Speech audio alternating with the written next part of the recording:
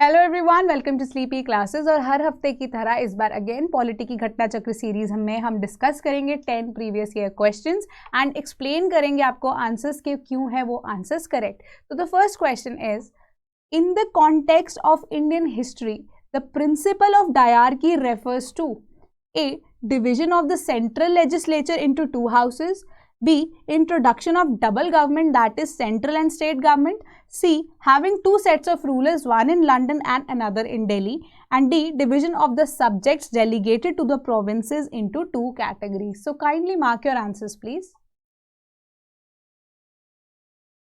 So the correct answer is option number D, that is division of subjects delegated to the provinces into two categories. तो हमें पता है dyarchy का meaning है, हमने लिया ग्रीक वर्ड से dyarchy which means a dual form of government, है ना।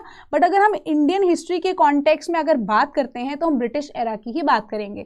तो वी नो कि हमारा सेंट्रल लेवल पे और प्रोविंशियल लेवल पे डिस्ट्रीब्यूट हो गई थी गवर्नमेंट, और फर्दर प्रोविंशियल लेवल पे जो एडमिनिस्ट्रेशन थी that was further divided into transferred subjects and reserved subjects.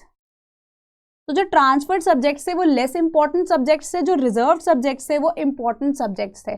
तो जो रिजर्व्ड सब्जेक्ट्स है वो हमारे गवर्नर विद हिज मिनिस्टर्स की अगर हम बात करें, पर्टिकुलरली एग्जीक्यूटिव काउंसिल, उनकी मदद से जो है ये केसेस को डिसाइड किया जाता था, and they all together were not responsible to the legislative council. Whereas जो ट्रांसफर्ड सब्जेक्ट्स थे, जो लेस इंपॉर्टेंट सब्जेक्ट्स थे, वो governor with his ministers only बैठ के आपस में डिसाइड करते थे, डिस्कस करते थे, and they all together were responsible to the legislative council as well.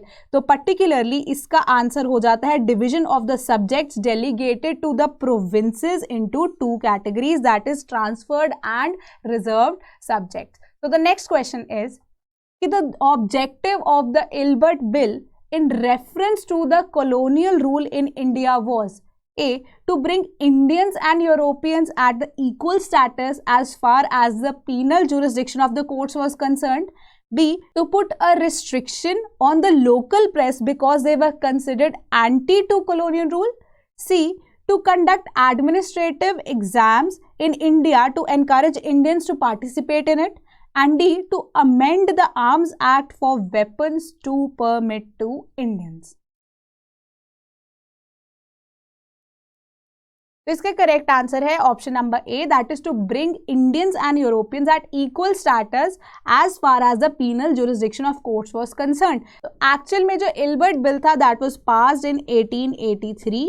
तो इसने क्या ले डाउन किया, इसे पास किसने किया था, हमारे उस टाइम पे लॉर्ड रिपन जो थे उन्होंने इसे पास किया था। उनका क्या मानना था, उनका ये मानना था कि जो इंडियन जजेस हैं वो भी ट्राई करे केसेस ऑफ क्रिमिनल नेचर जिसमें ब्रिटिश सब्जेक्ट्स भी इंक्लूड होते हैं एट द डिस्ट्रिक्ट लेवल। तो पर्टिकुलरली इसका क्या मीनिंग निकला, to bring Indians and Europeans at equal status as far as the penal jurisdiction of the courts was concerned। तो actually में इल्बर्ट बिल इसलिए पास किया गया था। So the next question is कि it is an agreement by free will to be terminated by free will. The above statement of Pandit Nehru refers to which of the following? A. India's association with the Commonwealth of Nations. B.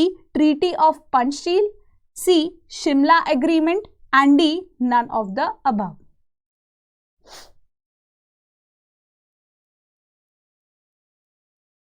तो इसका correct answer है option number A, that is India's association with the Commonwealth of Nation.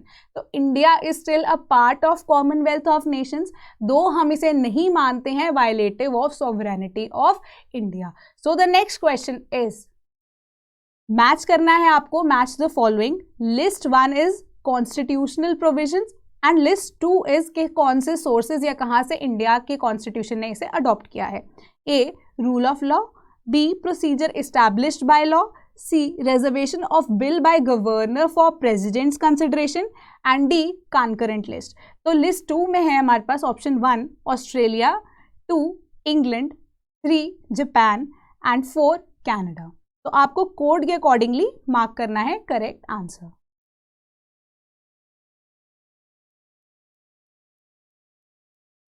तो इसका correct answer है option number D, that is a option is rule of law हमने adopt किया है from England, and हमने procedure established by law adopt किया है from Japan.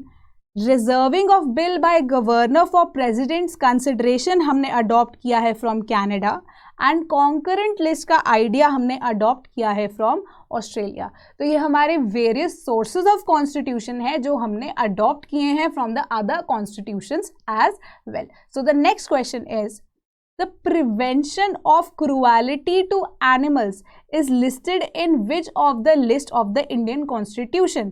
A. Union list, B. State list, C. Concurrent list या D. Preamble।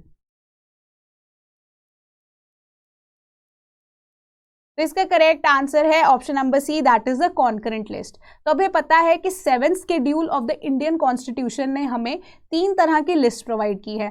पहली है हमारी यूनियन लिस्ट, जिसमें सिर्फ और सिर्फ सेंट्रल गवर्नमेंट ही डिसीजन ले सकती है, लॉज बना सकती है। स्टेट लिस्ट है, स्टेट लिस्ट में सिर्फ और सिर्फ स्टेट गवर्नमेंट ही लॉज बना सकती है। कॉन्करेंट लिस्ट वो कॉमन टॉपिक्स हैं जहाँ पे स्टेट गवर्नमेंट या सेंट्रल गवर्नमेंट जो है लॉज बना सकती है, but in case of contradiction अगर जो होगा हमारा सेंट्रल लेवल पे जो लॉज बने होंगे वो प्रिवेल करेंगे। तो similarly prevention of cruelty of animals की अगर हम बात करते हैं तो ये हमारी कॉन्करेंट लिस्ट का पार्ट है एंट्री नंबर 17 में। So the next question is, which of the following fundamental rights was amended as a result of the decision of the Supreme Court of India in State of Madras versus Champakam Dorai Rajan case? A. Right to equality before law, B. Right against discrimination, C. Right against untouchability, and D. Right to freedom of speech and expression। तो इसका correct answer है option number B, that is right against discrimination. तो ये पहला ऐसा case law था जो right against discrimination के बारे में बात कर रहा था। तो इस केस में एक्चुअली जो है सुप्रीम कोर्ट ने अपहेल्ड किया था डिसीजन ऑफ, आप कहेंगे, हाई कोर्ट ऑफ मद्रास। तो एक्चुअली में क्या था, 1927 में एक डिसीजन या गवर्नमेंट ऑर्डर जो है वो पास किया गया था बाय द ब्रिटिशर्स, जो ये ले डाउन कर रहा था कि जो गवर्नमेंट जॉब्स हैं या जो एजुकेशनल इंस्टीट्यूशंस हैं उसी में रिजर्वेशन के बेसिस पे जो है हमारी सीट्स रिजर्व की जाए। तो इसको कहा गया उस टाइम पे सुप्रीम कोर्ट के द्वारा हमारा जो राइट अगेंस्ट डिस्क्रिमिनेशन है वो वायलेट हो रहा है। तो इसीलिए क्या किया गया, एक नई क्लॉज अंडर द आर्टिकल, आप कहें आर्टिकल 15 क्लॉज 4 ऐड कर दी गई थी to the constitution of India, particularly जो प्रोटेक्ट करेगी rights of the minorities in India itself. तो ये पहला ऐसा केस था जिससे फर्स्ट कॉन्स्टिट्यूशनल अमेंडमेंट को लाया गया था in the constitution of India. So the next question is, which one of the following does not fall within the purview of Article 21 of the Constitution of India? A. Medical aid to injure by a doctor. B. Sexual harassment of women at workplace. C. Pollution of quality of water. And D. Capital punishment. तो इसका correct answer है option number D, that is capital punishment. जब हम article 21 की बात करते हैं वो right to life and personal liberty की बात करती है, वेयरएज कैपिटल पनिशमेंट है that is right to take life. तो राइट अगर टू टेक लाइफ की अगर हम बात करते हैं और एक तरफ से आर्टिकल 21 की अगर हम बात करते हैं वो प्रोवाइड कर रहा है right to life and personal liberty, whereas capital punishment है वो तो हमसे लाइफ ले रही है। तो पर्टिकुलरली ये चीज़ ले डाउन की गई थी कि जो आर्टिकल हमारा 21 है उसके परव्यू में फॉल नहीं करती हमारी कैपिटल पनिशमेंट, वेयरएज जो ये आईपीसी की प्रोविजन है हमारी सेक्शन 302 की, जो बेसिकली मर्डर की पनिशमेंट में हमारे पास दी जाती है, वो ये कह रही है in the rarest of the rare case में हमारे पास कैपिटल पनिशमेंट को हम इंप्लीमेंट करेंगे और ये under the purview of article 21 cover नहीं होगा। और ये किस केस में डिसाइड किया गया था, हमारा बच्चन सिंह के केस में, कि हमारी जो कैपिटल पनिशमेंट है वो punishment rarest of the rare case में हम जो है देंगे, एंड ये जो कैपिटल पनिशमेंट है it does not fall under the purview of article 21 and that section 302 is not violative of article 21, क्योंकि rarest of the rare case में, जो कि बच्चन सिंह का केस था, उसी सिचुएशन में ही कैपिटल पनिशमेंट को दिया जाएगा। वेयर एज जो हमारा medical aid to injured by a doctor है, वो हमारा Parmanand Katara versus Union of India के केस में ले डाउन किया गया था। Sexual harassment at work place की बात करते हैं तो Vishakha versus State of Rajasthan में ये चीज ले डाउन की गई थी। Whereas pollution of quality of water की बात करते हैं तो हमारे पास ये Subhash versus State of Bihar में ये चीज ले डाउन की गई थी। तो ये जो हमारे केस लॉज है, इसके बेसिस पे भी हमें क्वेश्चन जो है पूछे जा सकते हैं। सो the next question is which of the following statements is incorrect? A, K.M. Munshi was one of the members of the drafting committee of the Constitution. B, the Constitution of India was adopted by the Constituent Assembly. C, the Panchayati Raj was recommended by the Balwant Rai Mehta Committee Report 1957. D, the President of India is the guardian of fundamental rights under the Constitution. तो fairly simple question था। इसका correct answer है option number D कि the president of India is not the guardian of fundamental rights of the constitution of India. Whereas जो हमारे supreme court है वो guard करते हैं फंडामेंटल राइट्स को बाय वेरियस मेथड्स के रिट इशू कर सकते हैं। साथ ही साथ जुडिशियल रिव्यू भी है हमारे पास कि डिक्लेयर किया जा सकता है एनी लॉ को नल एंड वॉइड, जो कि वायलेटिव होगा not only of fundamental rights but as well as of the constitution of India. बाकी तीनों जो स्टेटमेंट्स है बिल्कुल करेक्ट है कि के.एम. मुंशी जो थे हमारे पास वो एक बिल्कुल मेंबर थे कॉन्स्टिट्यूएंट असेंबली के, जिसने कॉन्स्टिट्यूशन को बनाया था, और जो कॉन्स्टिट्यूशन ऑफ इंडिया है उसको अडॉप्ट किया था कॉन्स्टिट्यूएंट असेंबली में, वी नो दैट। और पंचायती राज की रिकमेंडेशन दी थी बलवंत राय मेहता कमेटी रिपोर्ट ने 1957 में। सो the next question is in the context of India, which one of the following is the correct relationship between rights and duties? A, rights are correlative with duties. B, rights are personal and hence independent of society and duties. C, rights not duties are important for the advancement of personality by the citizen. And D, duties not rights are important for the stability of the state. So kindly mark your answers please.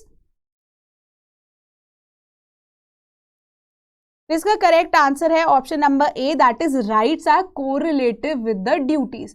तो हम ये देखते हैं कि rights and duties की जब बात की जाती है they are considered complementary to each other, कि जो हमारी राइट्स है अगर वो हमें दिए गए हैं by the constitution of India, जो कि गवर्नमेंट के ऊपर ऑब्लिगेशन है या दूसरे व्यक्ति के ऊपर ऑब्लिगेशन है, तो ड्यूटीज है जो वो ऑब्लिगेशन बन जाती है एक ह्यूमन टूवर्ड्स इट्स कंट्रीज जो उसको फॉलो करने हैं। So they are correlative with the duties, यानी they are the two sides of the same coin. तो ड्यूटीज जो है अगर वो नहीं एग्जिस्ट करेंगी तो राइट्स का सिंपली होना जो है बिल्कुल मायने नहीं रखता।